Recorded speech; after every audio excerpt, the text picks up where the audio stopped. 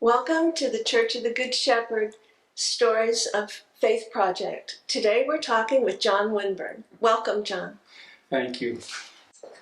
Was there ever a time when you felt separated from God?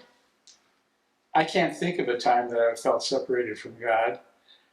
I can remember early when I was in college, kind of being maybe an atheist, is there such a thing?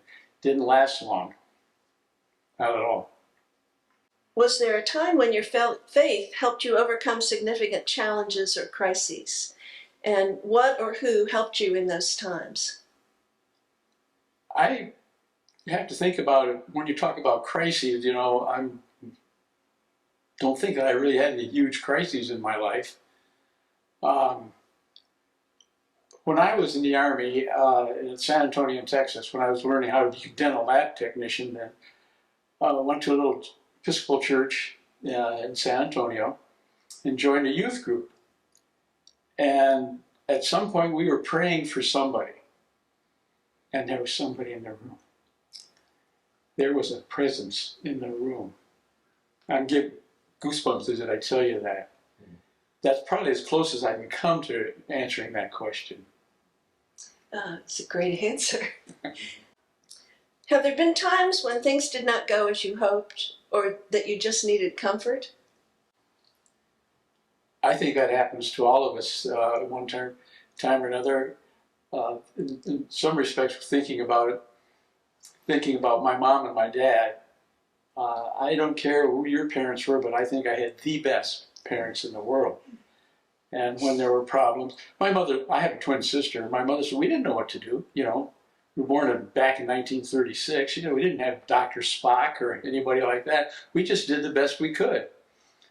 And so I think that kind of fundamental stuff, I know my father always taught me, it's work before pleasure.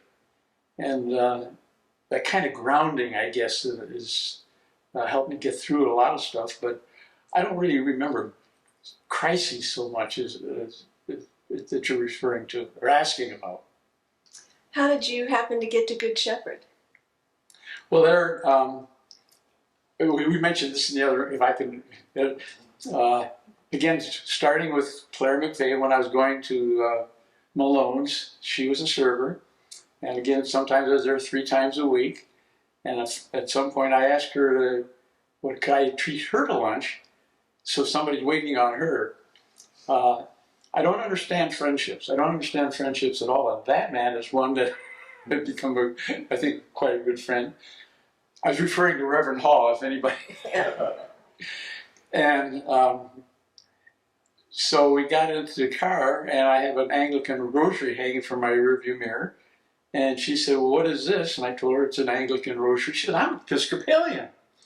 Well, then we got to talking, and some time later, when I was picking her up at her house, her mother was talking about, they've been Good Shepherd members for years.